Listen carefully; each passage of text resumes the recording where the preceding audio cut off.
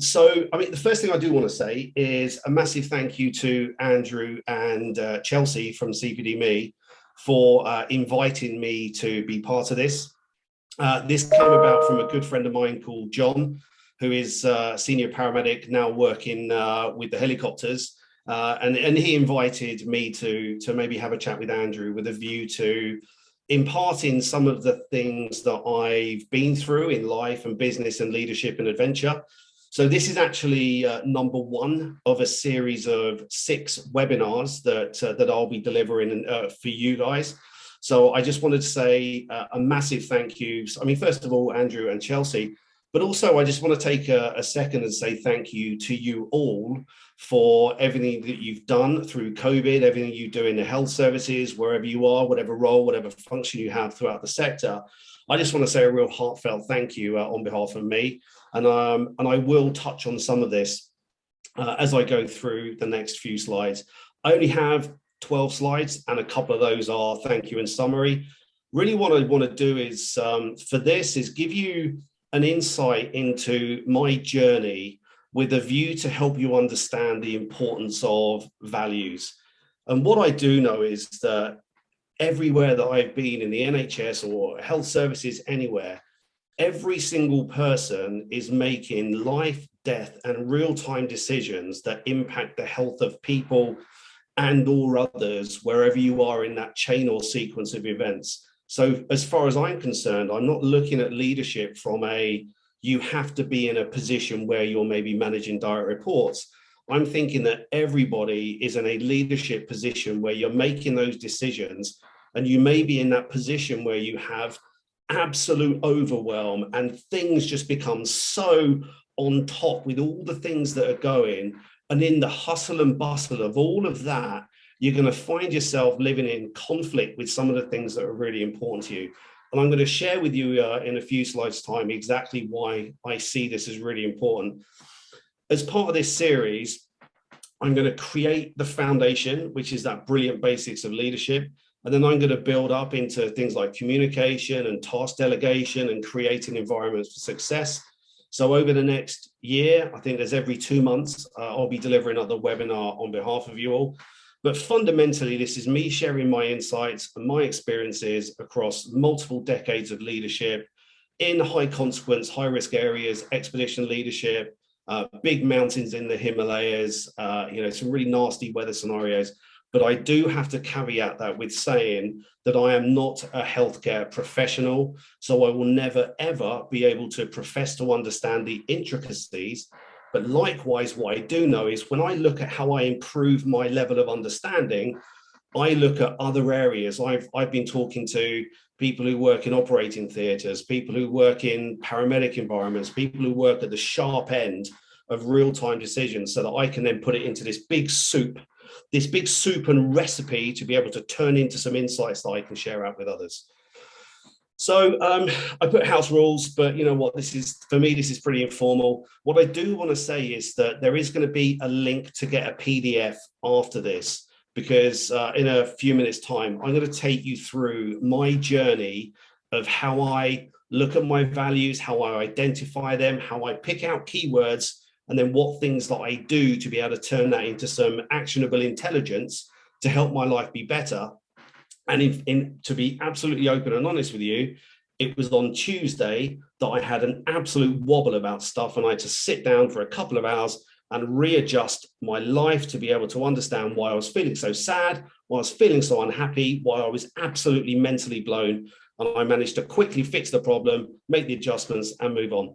So I'm going to kind of dream with you a little bit. I'm going to invoke some thinking about some things. I'm going to ask you to think about some stuff. If you haven't got pen and paper and stuff, do not worry. When that PDF comes through to you, it will make some sense, and then you can spend some time thinking about it. I do apologize for laughing uncontrollably at my own jokes. I actually can't see you, so if I do say something that I think is funny, I'm just going to assume that hundreds of you are out there, like guffawing, laughing, ha ha ha, Jason, you're so funny. But you probably won't be, to be fair, but I will think it's incredibly funny. And as Andrew was saying, pop some questions into the chat. I am terrible. I can't look at the chat and I cannot concentrate on this. I will be all over the place. I'll be trying to talk to you about how I look at characters in movies, and I'll be like, oh, hello to A&E nurse. So I'll be all over the shop. So please do pop them in. And I know Andrew will have a look a little bit later. So all I'm going to do is I'm going to share a little bit about me, my journey to Aspire, about me, and most importantly, values and their importance, how to go about a process by understanding your own values, living them, and then we'll pop into a little bit about what's next and some questions. So not dwelling too much on this. So this is me, Jason Rawles. I'm the CEO and founder of the Aspire Leadership Academy and Aspire Adventures. So the Aspire Leadership Academy was born out of COVID, and I'll go into my journey a little bit more. So it's born out of COVID, where I put my insights and experiences onto a series of online modules with the idea of being able to share the things that I've been through to help improve confidence, improve empowerment, improve effectiveness, improve well-being, improve happiness in the workplace. And that's kind of where I'm going to stop with that, because this isn't me telling you about the academy. All of that stuff can worry about a bit later. And Aspire Adventures, I absolutely love and adore the outdoors. I think being outdoors and in nature is the most wonderful platform for physical well-being, for mental health, for decompression of thoughts, of decluttering your brain, around bringing teams together, about improving communication, improving self-esteem, improving self-worth. When you plan for something and then you achieve that, everything feels better and you feel great about yourself. And really, I've been through a fair few things in life to be able to bring me to this point in time. And I'll share a little bit about that now. So my journey to Aspire, and I want to give you this understanding about me and who I am, because you will understand why I see, know, and believe that your values are the foundation of everything that you do. So I live currently on Anglesey up in North Wales. The astute amongst you will realise that I don't have a North Walian accent. I grew up in a town called St Albans before it became a rich town, council house, no money, angry dad. He was just horrible. He was like domestic abuse, violence, that kind of stuff. I found the world of adventure. I was in the cadets. I went through the Duke of Edinburgh Award Scheme. And I absolutely love that. The outdoor space for me, as I now look at it as an adult, was very much about escapism and about being away from things and about getting away from the negativity. And when I found places like the cadets, I saw the value in effort equals reward. And it was about, if I planned well, if I had a great uniform, I got loads of rewards and I would get promoted, and that gave me more responsibility. And I just got through this whole cycle. Now, I went through that. I went to join the military. I snapped my leg really badly. And I think as I kind of stop here on that, this is also a point where I say, the respect I have for the health services are absolutely born out of all the things that I have broken: legs, shoulders, hands, wrists. And every time the NHS and the health services are there to piece me back together, I'm able to do the adventures that I do because I get myself pieced back together again. And also the things like dignity in death for my family members who have died. So this will also be a part of my why am I here, to be able to impart my insights within you, for you guys and girls. So anyway, that was a bit of a kind of stop point there, because that's what stopped me from going into the military. I went off and was a bin man. I made lampshades in a warehouse. I worked like warehousing, and I ended up working for a big IT company. Got stuck into my career, went from warehouse picker to global sales director. Global sales director completely broke my life. Did a 180, moved to North Wales, sold my house, ended a relationship, decompressed for a couple of years. I was with Mountain Rescue. I was a first responder for the Welsh Ambulance Service. Went through pre-hospital trauma life support qualifications, wilderness emergency medicine. So a bit of a light touch into pre-hospital environments, with the idea of being able to fix people in a pre-hospital environment, with the idea of the experts like the search and rescue. And I met Prince William, he made me a cup of tea once. The search and rescue boys and girls up here are good friends of mine. And it's just still the most wonderful environment to be surrounded by. But again, this leads me back to, my passion for being able to impart the experiences that I have to be able to help people to be better at what they do and more effective. Because when I look at the things that have gone wrong in my life, they all lean back to maybe 1, 2, or 3 things. And I think the more people are willing to be vulnerable with the things that didn't go to plan, the more that people can embed some of those into their way of being. And I think that I'm here to be able to provide some information, to provide some insights, and to provide some experiences. And then it's down to people to be able to make some decisions that come with that. Again, caveated with, I'm not there to be able to help you with tension pneumothorax, or to be able to deal with big bleeds, or to be able to deal with all these other kind of complicated things.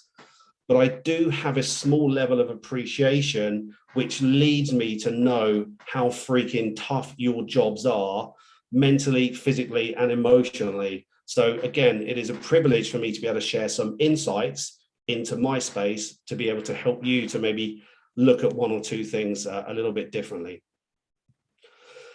So values and the importance. So there was a real transitional moment in my life. So as I alluded to, I had worked my way from being a warehouse picker, and I love the warehouse days, warehouse supervisor, business development, project management, sales, global sales. And I found myself in the most deeply toxic space. The greed, the goals against objective. I wasn't spending any time with my family. I hadn't seen my friends for ages. I was feeling sad, so I was buying a watch. I ended up, I had a fiance and she was violent. I'd go home, she'd start laying punches down on me. I'd go to the pub and get drunk. I'd stay in a hotel. And I ended up in this horrific space for three years or so. And it was just absolutely horrific. The stress and pressure, and I'm going to caveat this again, right? That as a salesperson, I'm not saving lives, but there was a direct link between the unhappiness of what was going on, how that led to my behaviors, and how things just spiraled out of control. And I speak to a lot of people a lot of times, and that level of thing isn't necessarily about sales or IT or anything else. It's the pressure of life directly linked to becoming so desperately unhappy, which is then directly linked to toxic behaviors, which is then directly linked to things falling apart. And that happened to me. And the only way that I could see myself getting out of this was to do a complete 180. Now, the risk profile for me was quite high because not married, no kids, we didn't have a house together. And for me, I disappeared into the mountains for 4 days, literally the Brecon Beacons Mountains. I didn't sleep in a tent super rough. I stayed in a hostel, but I needed to really get to grips with what is it that was going on. And the one big thing that stood out beyond absolutely everything else was that I was not living my values. I had lost touch with who I was. I look back to, my granddad was an incredibly important part of my life when I was growing up. Would he be proud? Was I living with integrity? Was I being humble with the things that I was doing? Was I showing courage in the decisions that I was making? Was I in touch with my family?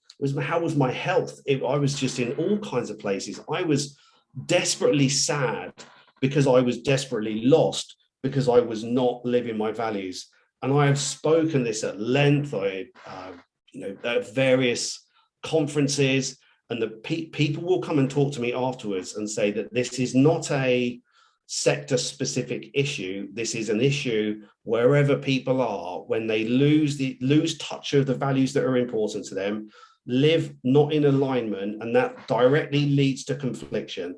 So when I think about the ability to be a great leader in whatever space that is, if you're not living in alignment, how are you going to be happy with yourself? How are you going to be living harmoniously with the world around you? And I think that when you get to grips with your own values and you understand that people have different value systems, that also directly relates to less friction because you have a level of tolerance, because you also have that emotional bandwidth to be able to deal with things that are going on.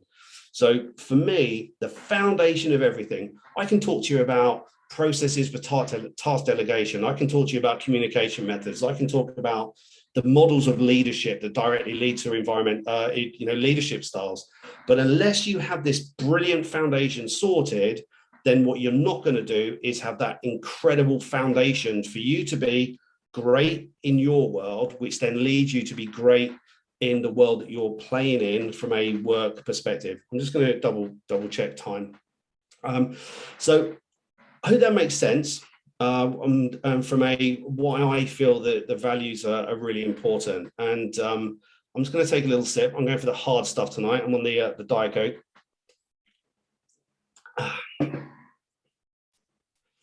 So what I want to do is spend 10, 15, maybe 20 minutes or so. I want to just talk through how I look at my stuff. Now, the thing is, if you go to the internet and type in values, I've got a blog that's out there that's got 80 words to describe your values. There's someone will have one little process, another person will have another process, another person will do another thing. So I want to share with you how I do this. And I'm going to share with you the things that come up in my world. So this for me is pretty personal, but I'm not shying away from the fact that if I share with you the things that I come up with when I explore these things, then maybe that will invoke something within you. So this is a process that I use. There will be other processes out there. Maybe you've got to grips with your values. I don't know the personal situations. You can come find me on social media. You can leave a review. You can come and find me, and we can discuss and talk about it. I'm always open for other thoughts and ideas. But I just give you my view with this. But it's going to be like things that are personal to me. But hopefully the questions will invoke something within you. And then you'll be able to start to explore how this can find a level of harmony within you to then create some balance and some foundation.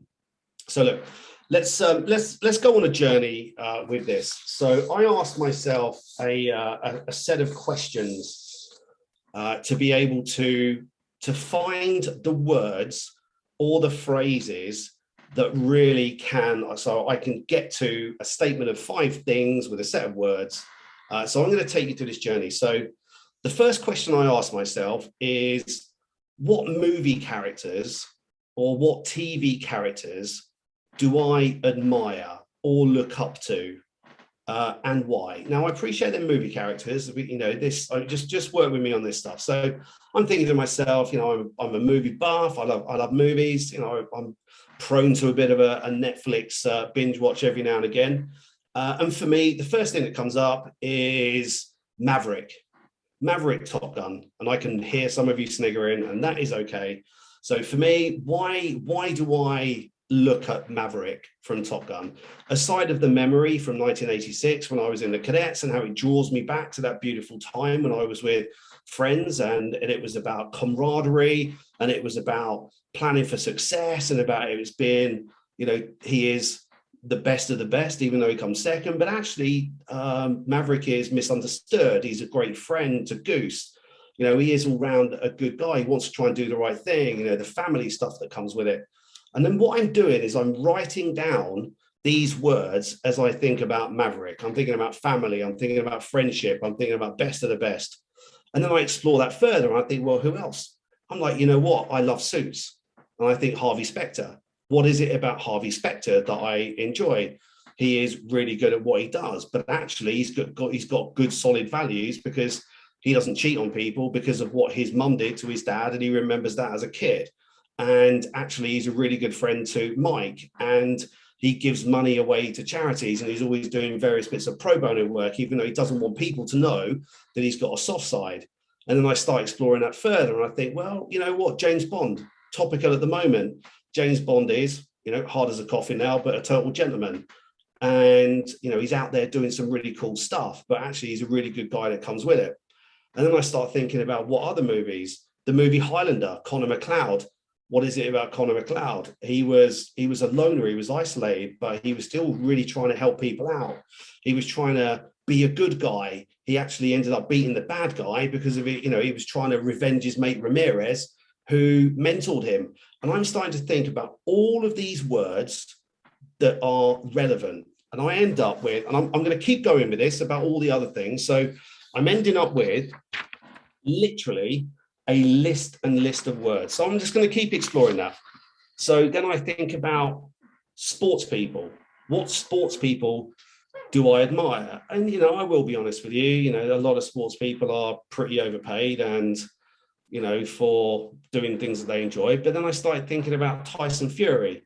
I don't know if there's any boxing fans out there, completely lost his way, having a total mental wobble. He lost like 10, 11 stone, he got his belts back. He seems to be a good family guy. He seems to be, you know, he's got some arrogance about him. But when you start, you know, exploring the conversations he has with people, you know, he loves his wife, his kids, the people around Morecambe seem to really enjoy him.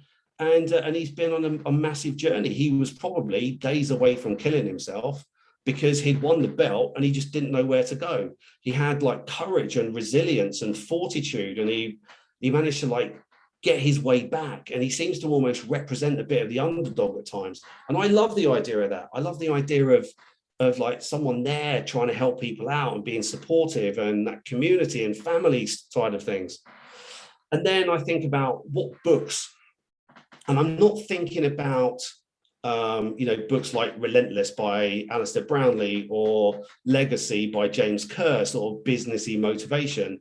There's a book that I absolutely love by a guy called Tom Reed, and it's called Freefall, and he's ex-special forces. And in the process of writing this book, he goes absolutely crazy. Paranoia, thinks his ex-wife's trying to kill him, but he's trying to break this freefall record from space. So he's trying to speak to the Russians, he's trying to do this.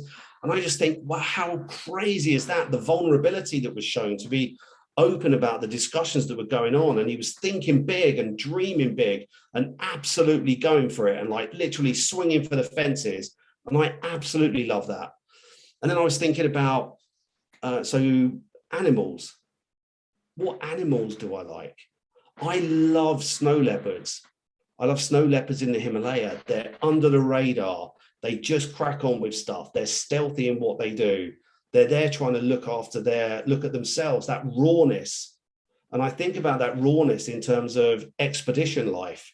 And I think about just the ability to just really simplify life and it just be about feeding, watering, keeping warm. And I love that level of simplicity. And it really, and I absolutely love snow leopards. They're just like under the radar. They just crack on, they get it done. Then I think about elephants. I did a talk at a charity ball last Friday that was in support of helping elephants to live in harmony with the people of India, because all of the build stuff is going on and they're just like taking up all the elephant space. That's a bit of an aside. But what I like, elephants, they just crack on with things. They've got great family ethics. They look out for each other. They're always out there. They're going to find the water, but they have fun. I love seeing those videos of elephants like laying on their side, like throwing sand and dirt around with this big look of glee on their face. But they're always looking out for each other. They'll circle in and they'll hold each other's tails and they'll come together. That community, that togetherness, that family ethic, looking out for each other. And I love that. And I was thinking about hippos. I was in Malawi once and this hippo come out of nowhere.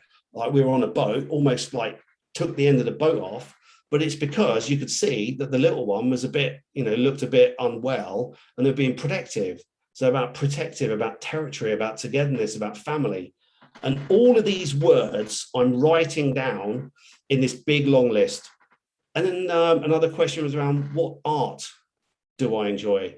Now, I will be honest, you won't find me in big art galleries, but I do love those one-off pieces of art local to areas. I got an amazing piece of art from a local artist the other day of this tree that I love in a village called Llanberis. It's called the Lonely Tree. And it's this one-off piece of art, and I absolutely love it because when I look at it, I think about supporting local people who are trying hard to try and do their best and just break into maybe this space, or they're trying to do it to earn some extra cash. And it's a one-off piece, and it's now for me, and it evokes those beautiful memories that remind me of doing something good. Then I look at, okay, wine. I am partial to a glass of red, or whether that could be another drink or a tipple. But for me, I'll probably have a glass of red after this.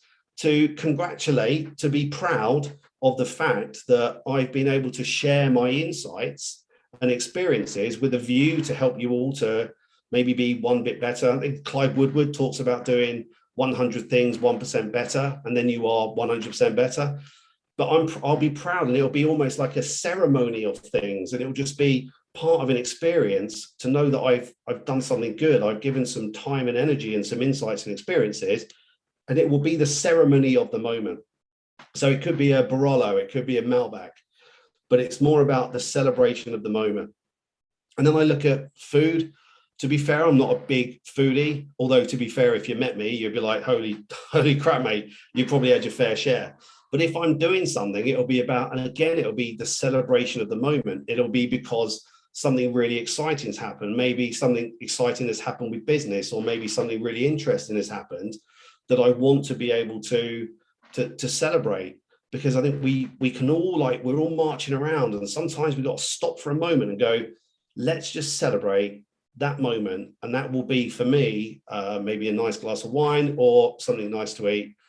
I would say steak, but I'm trying massively. I professed the other day that I was going to stop red meat consumption because I worked out that to produce a kilogram of beef, it was like 15,000 litres of water and 70 kilograms of carbon.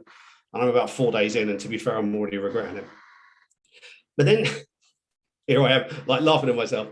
But then again, I think about what other things, float my boat. I love expedition life.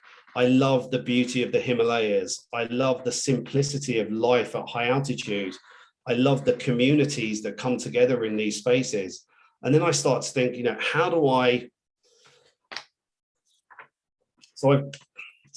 then distill this, right? So I've got some of the words. This is an exercise that I did the other day in readiness for this. So I had some real-time stuff. I got things like supportive, special moments, courage, manifesting, resilience, camaraderie, togetherness, cracking on. What else there? Paving a path, self-motivation. I've got single mums, single parents. People ask me who motivates me, who inspires me, thinking I'm going to talk about, the big climbers that have been to Greenland. But I'm so incredibly inspired by people who are working 15-hour days, getting paid not very much money to be able to get their kids through school and into places like the DOV scheme. I think that is incredibly inspiring. I do some work with the Cabell Nurses Trust. And for those who haven't maybe heard of them, they help nurses, midwives and care workers who are maybe living in financial hardship or with domestic abuse.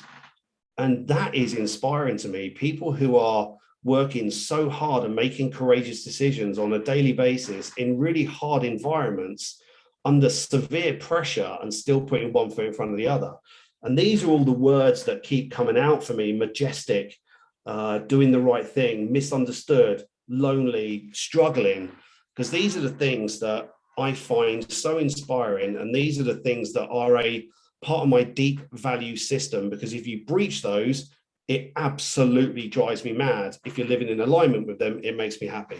So I can almost hear you all saying, yeah, what the hell, Jace? You've got all these words, but what are you going to do with it? So I look at this whole list of words and I'm going to pick 5. And you're kind of going, yeah, I've got like 58 words there, Jace, what the hell? But I'm thinking 5 maybe phrases or 5 words that may encapsulate other parts. And how are we doing for time? I'm going to share with you my 5. Now, don't laugh. People, you can have whatever you want. I know people that have got Labradoodle as a value because that's about fun and about energy, because who cares, right? These are my values that I'm creating for me that allow me to have a path to be able to follow, to have a compass to be able to follow and give me direction. But also, as things deviate, as you may be going west or east or whatever, you'll be able to bring you back onto that path of true north. So this is your stuff, your words, your things. When you're stuck at work and you're getting so angry about stuff and you're suddenly going, what the hell? You can bring yourself back and go, you know what? Because it's a breach in my value system, recognize that, move on. Because you're going to be living in this constant metronome of my piss is boiled, I'm all sorts of trouble. I'm all over the shop. You can bring yourself back. So I will share with you my 5. So the first one I have is just getting on with it, just cracking on. No drama, no faff, just crack on. And that can encapsulate lots of other things. But that for me is, I know when I'm procrastinating, and this is what led to this, when I'm procrastinating, Nepal and Tanzania have just opened up off the red list, and my inbox has just gone absolutely freaking mental. And I'm procrastinating it, back watching Billions, back watching Netflix, going this stuff. And I'm like, you know what, Jace, you are just not cracking on with it. And that for me is, when I'm living in alignment with that, I feel a lot happier. This is the one where you're probably going to laugh. I have Maverick Specter Bond. So Maverick, Harvey Specter, James Bond, as just one phrase. I like to think of it as a kind of double-barreled Maverick Specter Bond, because that for me encapsulates that gentleman, hard work, family, values. It's okay to be the best of the best. A bit of arrogance, I'm okay with that, as long as it doesn't go over the board into over ego. I'm okay with that. But under the radar, like really good people, really strong values. They're always looking to try to do the right thing. So that for me, Maverick Specter Bond. I've got Expedition Life as number 3, because that for me encapsulates the simplicity, the rawness, the community. When you go, if you ever go to the foothills of above Kathmandu on the Everest Base Camp Trail, or out to Pokhara or other places, or even Kilimanjaro and other places, it is about simple, raw life. It's not about the size of your telly. It's not about, you know, what kind of watch you've got. And that for me is like, it's really important that if ever I'm starting to feel that level of greed, or I need this, I can bring myself right back and just say, what are the things that are really important to me? Raw life, feed and water, simplicity, and I can build on that from a level of gratitude. Then I've got courage. You know, I've had to make courageous decisions in my life. I value courage. I don't value it in myself if I'm making the decision which are not courageous, where I could be better in what I do, where I can't, when I'm not a sort of leader in the spaces that I play. So I love the idea of courage. And then supportive. I'm very fortunate to do what I do. I've got a roof over my head, and I've got, I think, some food in the fridge. If not, there's a bottle of wine somewhere. I should be in a position where I can be supportive to others. Now, I do know that it's important to be your own hero, to take personal accountability stuff, to pave a path, to have good direction, to make good plans, to dream big. But likewise, this life thing is really, really tough, and it's really, really hard. I want to be in a position where I can support and help others as much as I can without collapsing my world.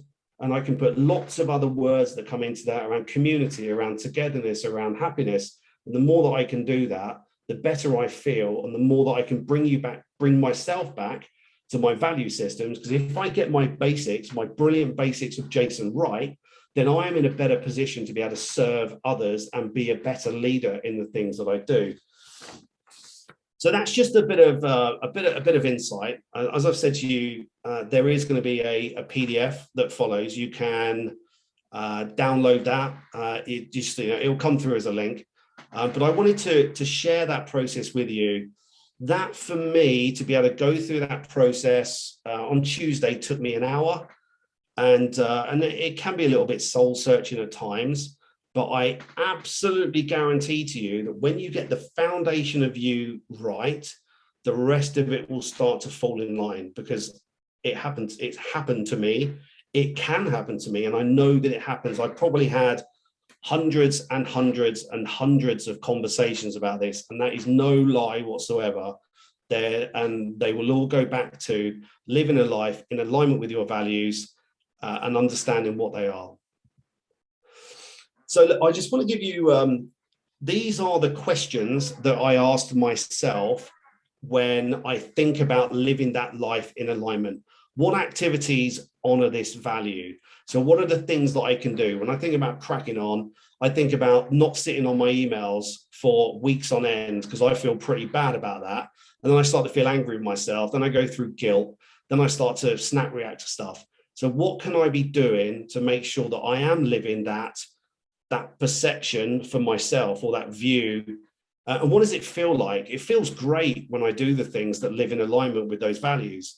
When I think about, family, it feels great when I give my mum a quick call and she's not expecting it.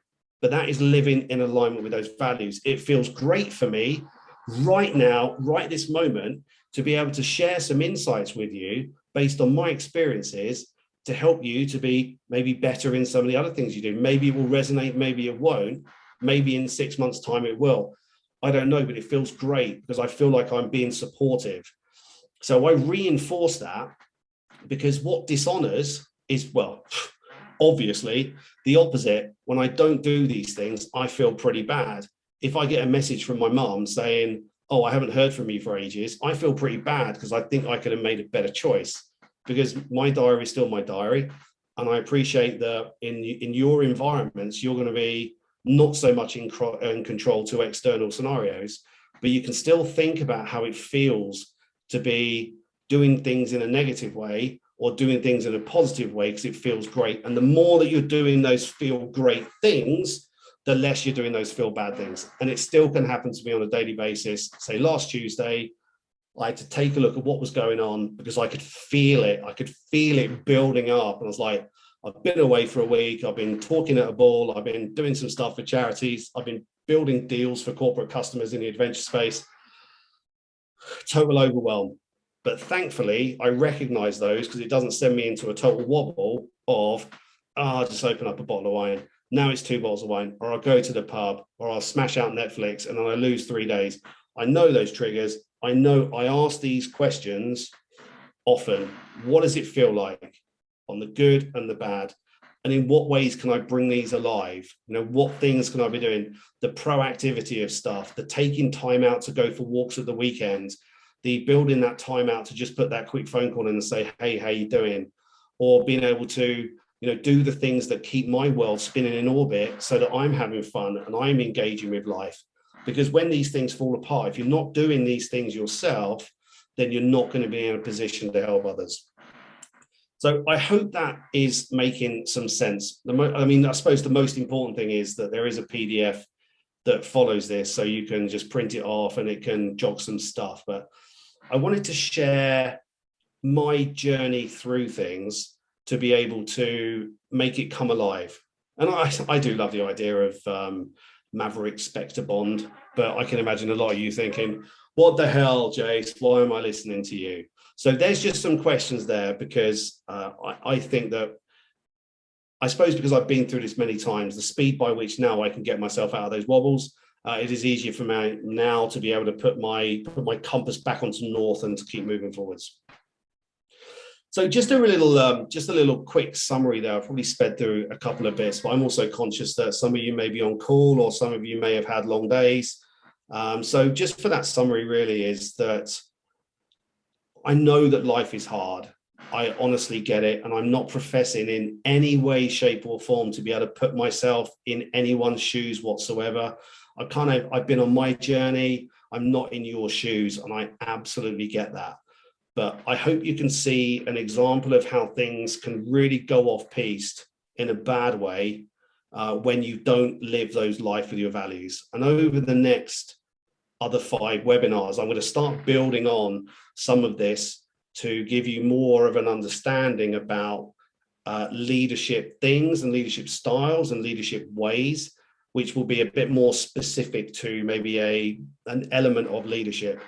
But I am absolutely categoric that if you don't square your own bits away, then you are not going to be in a position to be able to help others, because you're just going to be wobbling all over the place and you won't be able to give yourself to everything that you need to, because you're going to be too busy, breaking yourself, and everything else will start falling apart. So that was really what I wanted to share in this webinar with you. My journey through things, how I broke my values, what I did about it.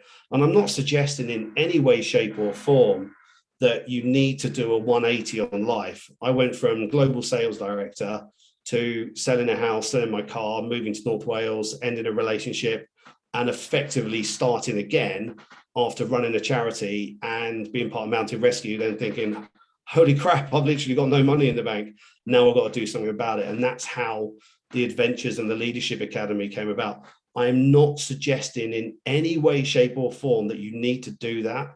But what you do need to do is find a way of living in harmony with the elements of your life. And then when you find that harmony, it will be directly linked to your values, live those values, and then you can be a more effective leader. You can be a happier leader. And all of these lead to happiness in the workspace, happiness yourself, more effectiveness, whatever your team or yourself and what your success measures and what your goals are. But they will all be built on a foundation of values excellence. And when you get that right, you can be happier, better well-being, mental health, physical health, team effectiveness, goal achievement, or whatever it is in your working world, and whatever parameters are there and whatever success metrics are. It will be absolutely built on your foundation of values.